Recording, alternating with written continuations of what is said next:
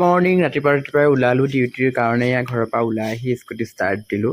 তাৰপিছত আহি আছোঁ লাহে লাহে তেল ডিপুত তেল ভৰালোহি, ভৰাই পেলাই গৈ পালোঁগৈ অফিচত দেখিছে নাই গোটেই একদম পূৰা চাৰিওফালে পাৰ্চেলবোৰ পৰি আছে। তাৰপিছত আহি পেলাই বাৰ দোকানত গৈ চাহ খালোঁগৈ।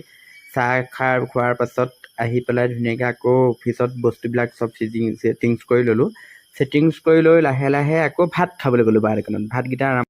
ভাতকেইটা খাই একদম স্কুটিখনত ধুনীয়াকৈ বস্তুবোৰ চব লৈ ল'লোঁ, ধুনীয়াকৈ চিজিল কৰি পেলাই। ইমান ডাঙৰ আজি পাৰ্চেল নহয়, পিন্ধিবলৈ বৰ বেয়া হয়। আৰু স্কুটি লাহেকৈ ষ্টাৰ্ট দিলোঁ। দিনটো এটা ব্যস্তপূৰ্ণ দিনৰ আকৌ আৰম্ভণি হৈ গ'ল।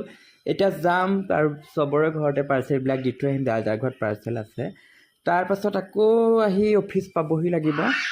তেনেকেই চলি আছে আৰু দিনবিলাক এতিয়া আজি আকৌ পাৰ্চেল দিবলগীয়া হয় বীৰেন্দ্ৰদাৰ ঘৰত গৈ পেলাই বীৰেন্দ্ৰদাক পাৰ্চেলটো দিলোঁ। তাৰপিছত বীৰেন্দ্ৰদা বৌয়ে ক'লে চাহ খাই যোৱা। চাহ তাহ খাই পেলাই আহি লাহেকৈ ঘৰ পালোহি। বাই বাই সকলোকে। আকৌ আহি আছোঁ নতুন ভিডিঅ'লৈ, চাই থাকিব সকলোৱে। বাই।